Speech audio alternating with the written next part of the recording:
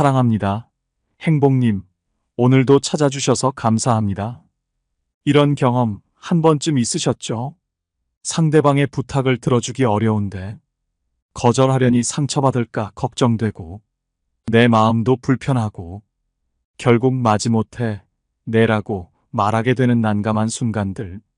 거절하는 게 참 쉽지 않다는 거 다들 공감하실 거예요. 그런데 너무 걱정하지 마세요. 오늘은 부탁을 억지로 수락하지 않아도 상대도 나도 기분 좋게 마무리할 수 있는 방법을 알려드릴게요. 오늘 알려드릴 6가지 방법 중 하나만 실천해도 훨씬 편하게 거절할 수 있을 거예요. 지금 바로 시작하겠습니다. 첫 번째, 앞으로 이런 부탁은 하지 말아줘. 60대 후반 영희 씨는 며칠 전 아들로부터 또다시 돈을 부탁받았습니다. 엄마, 이번 달 생활비가 좀 부족해서 그러는데 이번만 좀 도와줄 수 있을까? 영희 씨는 순간 마음이 무거워졌습니다. 몇 번이고 도와줬지만 이제는 본인도 여유가 없고 계속 이렇게 도와주는 게 맞나 싶은 고민이 머리를 스쳤습니다. 자식이 힘들다는 걸 알기에 거절하기는 쉽지 않았습니다. 하지만 더는 안 된다는 생각이 들었습니다. 그날 영희 씨는 결심했습니다. 이번에는 확실히 선을 긋기로 했습니다. 아들, 미안하지만 이번에는 정말로 도와줄 수 없구나. 앞으로도 이런 부탁은 하지 말거라. 아들은 순간 당황한 듯 했지만 영희 씨의 단호한 말에 더 이상 강요하지 않았습니다. 그 후로 아들은 같은 부탁을 하지 않았고 영희 씨도 마음의 짐을 덜고 경제적 부담에서도 벗어날 수 있었습니다. 영희 씨가 자식에게 했던 한마디, 앞으로 이런 부탁은 하지 말아줘는 그저 단순한 거절이 아닙니다. 이 말 한마디는 심리적으로 굉장한 파급 효과를 줍니다. 왜냐고요? 바로 이 순간 자식에게 부모가 끝없는 ATM이 아니라는 걸 확실하게 각인시키는 순간이기 때문이죠. 우리는 부모가 자식의 어려움을 보면 당연히 도와줘야 한다고 생각하는 경향이 있습니다. 특히 부모 입장에서는 자식이 생활비를 부탁하면 그저 외면하기 어려운 게 사실이죠. 하지만 이 한마디는 자식에게 부모가 계속해서 도와줄 수는 없다는 사실을 분명히 알려줍니다. 자식은 이를 통해 책임감을 느끼고 스스로 해결할 방법을 찾도록 유도되는 거죠. 다산정약용은 이렇게 말했습니다. 돈은 사람의 성정을 시험하는 도구와 같다. 쉽게 빌리고 쉽게 잃으면 결국 사람도 잃게 된다. 부모가 계속 도와주면 자녀는 자연스럽게 의존하게 되고 부모는 점점 지치게 됩니다. 영희 씨처럼 단호하게 말하는 것은 자녀와 부모 모두에게 필요한 건강한 거리두기를 만들어줍니다. 부모도 자신을 지키고 자녀는 더 나은 미래를 위해 스스로 서게 되는 것이죠. 부모의 사랑은 끝이 없지만 그 사랑이 자녀의 자립을 막지 않도록 도와야 할 때도 있습니다. 자녀가 스스로 문제를 해결할 수 있는 힘을 기르는 것이야말로 부모가 줄 수 있는 가장 큰 선물이 아닐까요? 따뜻하면서도 단호한 거절로 나와 자녀 모두의 행복을 지켜보세요. 두 번째, 난 관심 없어. 다른 사람 알아봐. 60대 중반 김 씨는 며칠 전 오랜 친구에게서 전화를 받았습니다. 이번에 정말 대박날 사업이 있는데 너도 투자하면 큰 돈 벌 수 있어. 한 번만 믿고 같이 하자. 김 씨는 친구와 오랫동안 알고 지낸 사이였고 그 관계를 소중하게 생각했습니다. 하지만 사실 김 씨는 사업 투자에는 전혀 관심이 없었죠. 친구가 열정적으로 권유하니 쉽게 거절하기가 어려웠습니다. 자칫 친구와의 관계가 멀어질까 걱정되기도 했습니다.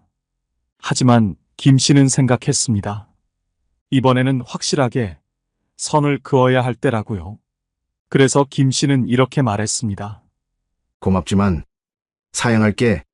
난 관심 없어. 다른 사람 알아봐.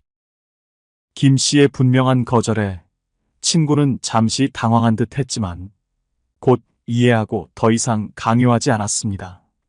그 후에도 두 사람의 관계는 전과 다름없이 유지되었고 김 씨는 불필요한 사업 제안에서 벗어날 수 있었습니다. 김 씨가 사용한 고맙지만 사양할게. 난 관심 없어.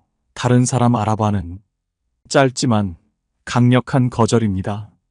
고맙다는 말로 상대의 제안을 존중하면서도 난 관심 없어라는 한마디로 내가 이 상황에 전혀 관여하고 싶지 않다는 의사를 딱 잘라 전달하는 것이죠. 심리적으로도 이 말은 확실한 경계를 설정합니다. 상대방은 더 이상 김 씨에게 같은 부탁을 하지 못하게 되고 김 씨 역시 마음의 부담을 덜 수 있습니다. 다른 사람 알아봐라는 대안까지 제시하니 상대방도 더 이상 미련을 갖지 않고 다른 해결책을 찾게 되는 것이죠. 이렇게 명확한 거절은 상대에게 불필요한 기대를 접게 만들고 나에게는 더 이상 부담을 주지 않는 심리적 방패 역할을 합니다. 단호하면서도 예의 있는 거절이야말로 관계를 지키는 최고의 방법입니다. 율곡 이인은 이렇게 말했습니다. 분별 없이 남의 말을 따르는 것은 결국 화를 부르는 법이다. 누군가가 투자나 사업을 권유할 때 그 제안을 무조건 받아들이는 것이 능사는 아닙니다. 상대방의 마음을 존중하면서도 나의 입장을 분명히 밝히는 이 한마디는 관계를 해치지 않으면서도 불필요한 부담을 피할 수 있습니다. 현명하게 거절해 보세요. 세 번째, 이번엔 안 될 것 같아. 내 일정이 너무 바빠. 60대 중반 영희 씨는 최근 딸에게서 전화를 받았습니다. 엄마, 이번 주말에 아이들 좀 봐줄 수 있어요? 남편이랑 저 둘 다 일이 있어서요. 영희 씨는 평소 자주 손주를 돌봐주곤 했지만 이번 주말에는 본인 일정이 꽉 차 있었습니다. 친구들과의 모임도 잡혀 있었고 최근에는 건강까지 신경 써야 하는 상황이었죠. 하지만 딸의 부탁을 거절하는 건 여전히 쉽지 않았습니다. 자식이 도움을 청할 때 거절하는 건 항상 마음이 무겁게 마련이니까요. 그러나 이번만큼은 분명하게 말해야겠다고 생각했습니다. 이번엔 안 될 것 같아. 내 일정도 너무 바빠서 이번 주말엔 힘들겠어. 딸은 처음엔 약간 놀란 듯 했지만 영희 씨의 사정을 듣고는 이해했습니다. 딸은 더 이상 강요하지 않았고 영희 씨도 마음의 짐을 덜 수 있었습니다. 손주 돌봄을 자주 하다 보니 자신도 모르게 피곤해지고 건강에도 무리가 왔던 영희 씨는 이번 기회에 자신을 돌볼 시간을 가질 수 있었습니다. 영희 씨가 말한 이번엔 안 될 것 같아. 내 일정이 너무 바빠라는 한마디는 단순한 거절처럼 보이지만 심리적으로는 아주 강력한 효과를 발휘합니다. 왜냐고요? 이 말은 자녀에게 부모도 자기 삶이 있다는 사실을 분명하게 전달해 주기 때문입니다. 우리는 종종 부모가 자녀와 손주의 모든 문제를 해결해 주는 슈퍼히어로처럼 느껴지죠. 그러나 현실은 다릅니다. 부모도 자신의 건강과 일정을 챙겨야 합니다. 내 일정이 바빠라는 말은 그 경계를 명확히 설정해주며 자녀도 부모가 언제나 도와줄 수 없다는 사실을 받아들이게 만듭니다. 이 한마디가 흥미로운 점은 자녀도 이 말을 들으면 부모에게 더는 무리한 요구를 하지 않게 된다는 것입니다. 오히려 이러한 경계가 부모와 자녀의 관계를 더 건강하게 만들어줍니다. 부모 입장에서는 자녀의 요구를 단호하게 거절하면서도 내 건강과 내 삶을 지키는 현명한 선택을 할 수 있다는 점이 매력적이죠. 다산 정약용은 이렇게 말했습니다. 부모라 해서 자식을 모두 돌보는 것이 옳은 일이 아니다. 자신을 해치지 않고 돌보는 것이 진정한 도리다. 자녀나 손주 돌봄을 부탁받을 때 거절하는 것이 쉽지는 않지만 부모로서도 자신의 삶과 건강을 돌보는 시간이 필요합니다. 따뜻하면서도 분명한 거절로 나와 자녀 모두의 행복을 지켜보세요. 네 번째, 미안하지만 이제 빌려주기 부담스러워. 60대 중반 김 씨는 또다시 이웃에게 카메라를 빌려달라는 부탁을 받았습니다. 김 씨, 이번에 우리 가족 모임이 있는데 카메라 좀 빌려줄 수 있을까요? 지난번에 잘 썼거든요. 김 씨는 몇 번 카메라를 빌려주긴 했지만 이제는 슬슬 부담이 되기 시작했습니다. 특히 카메라 같은 소중한 물건을 자꾸 빌려주는 게 조금씩 신경이 쓰였습니다. 게다가 계속 빌려주다 보면 혹시 문제가 생기진 않을까 걱정도 됐죠. 거절하고 싶었지만 이웃과의 관계가 어색해지면 어쩌나 싶어 고민되기도 했습니다. 하지만 이번에는 더 이상 무리하지 않기로 결심한 김 씨는 솔직하게 말했습니다. 미안하지만 이제 빌려주기 좀 부담스러워. 카메라는 소중한 물건이라 자주 빌려주기가 어렵네. 이웃은 잠시 놀란 듯 했지만 김 씨의 솔직한 말에 더 이상 강요하지 않았습니다. 두 사람의 관계도 여전히 원만하게 유지됐고 김 씨는 계속되는 카메라 대여 요청에서 벗어나 마음의 짐을 덜 수 있었습니다. 김 씨가 사용한 이제 빌려주기 부담스러워 라는 한마디는 생각보다 훨씬 강력합니다. 왜냐면 이 말은 단순한 거절이 아니라 상대방에게 내가 느끼는 부담과 물건의 소중함을 이해해달라는 메시지를 보내는 거거든요.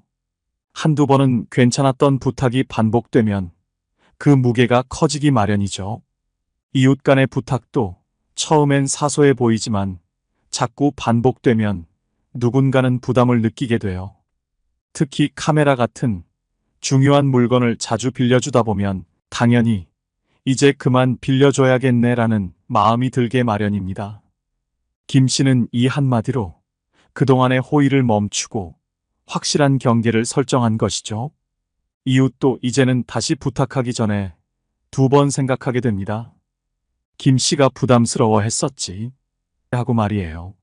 이렇듯 솔직하게 말하면 관계를 해치지 않고 오히려 건강한 경계를 세우는 심리적 방패 역할을 하게 됩니다. 다산 정약용은 이렇게 말했습니다. 은혜를 베풀되 그 끝을 알아야 한다. 끝을 알지 못하면 은혜는 짐으로 변한다. 부담스러운 부탁을 거절하는 것은 경계를 지키는 일이며 이 경계가 있어야만 관계가 오래 유지됩니다. 따뜻하면서도 분명한 거절로 나와 이웃 모두의 관계를 건강하게 지켜보세요. 다섯 번째, 당장은 어려울 것 같습니다. 50대 중반 김 씨는 직장에서 바쁜 하루를 보내고 있었습니다. 그러던 중 상사가 다가와 추가 업무를 부탁했습니다. 김 씨, 이번에 새로운 프로젝트가 생겼는데 이 일도 좀 맡아줄 수 있겠어? 김 씨는 이미 여러 가지 업무에 매달리고 있었고 추가 업무를 받기엔 시간이 턱없이 부족한 상황이었습니다. 상사의 요청을 무조건 거절할 수 없었지만 지금 당장 그 일을 처리할 여유가 없다는 사실을 분명히 전해야 했습니다. 김 씨는 잠시 생각한 후 이렇게 말했습니다.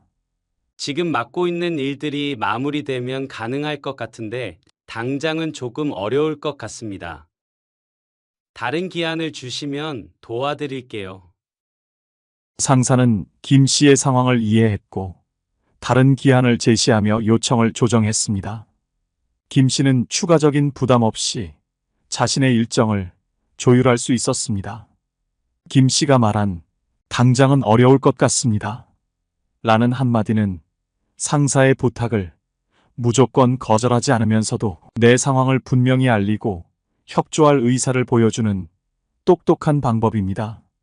상사가 부담을 주더라도 직접적으로 거절하기 어려운 상황에서 부드럽게 거절할 수 있는 효과적인 말이죠.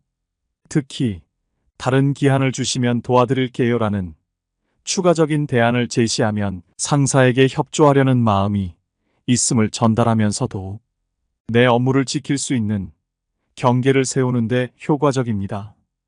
이 한마디로 상사는 김 씨의 업무 상황을 이해하고 무리한 부탁을 줄이게 됩니다. 이 말이 똑똑한 거절인 이유는 상사는 여전히 김 씨가 협조적인 태도를 보였다고 느끼고 김 씨는 자신의 업무에 집중할 시간을 벌 수 있다는 것이죠. 율곡 이인은 이렇게 말했습니다. 무리를 피하는 것이 일을 이루는 첫걸음이다. 직장에서도 마찬가지입니다. 바쁜 와중에도 자신의 일을 지킬 줄 아는 것은 중요한 덕목입니다. 따뜻하면서도 분명한 거절로 상사와의 관계도 유지하고 나의 삶도 지켜보세요. 6번째, 고맙지만 사양할게요. 김 씨는 장을 보러 가던 중 길에서 설문조사를 부탁하는 사람을 만났습니다. 안녕하세요. 잠시 시간 되시면 간단한 설문조사에 참여해 주실 수 있을까요?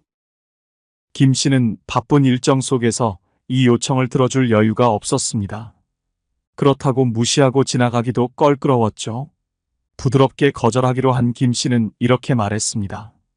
고맙지만 사양할게요. 김 씨의 단호하면서도 예의 있는 거절에 설문조사자는 더 이상 강요하지 않고 고맙다며 돌아섰습니다. 김 씨는 불편한 상황을 깔끔하게 해결하고 평소대로 할 일을 이어갈 수 있었습니다. 고맙지만 사양할게요라는 한마디는 상대방의 요청을 존중하면서도 분명하게 거절할 수 있는 부드러운 방법입니다. 낯선 사람의 부탁에 당황할 수 있지만 이 짧은 말은 예의를 지키며 거절할 수 있어요. 특히 사양할게요라는 말은 단호하면서도 부드럽게 관계를 정리하는 효과가 있습니다. 상대방은 더 이상 강요하지 않고 나는 불필요한 대화에 시간을 뺏기지 않으면서도 깔끔하게 상황을 마무리할 수 있습니다. 다산 정약용은 이렇게 말했습니다. 겸손함은 타인을 존중하는 것이며 단호함은 스스로를 지키는 것이다. 길에서 낯선 사람이 설문조사나 영업을 요청할 때 고맙지만 사양할게요 라고 해보세요. 상대방의 기분을 상하게 하지 않으면서도 나의 시간과 에너지를 지킬 수 있는 현명한 거절입니다. 오늘 배운 내용으로 다음에 이런 상황이 온다면 자신 있게 거절해 보세요. 혹시 여러분만의 거절 방법이 있다면 댓글로 경험을 나누어 주세요. 많은 분들께 큰 도움이 될 것입니다. 이 영상이 필요한 분들께 공유해 주시고 구독과 좋아요로 저를 응원해 주세요. 여러분과의 소중한 연결이 저에게 큰 힘이 됩니다. 오늘도 여러분의 행복을 빕니다. 이상으로 행복 주문서였습니다.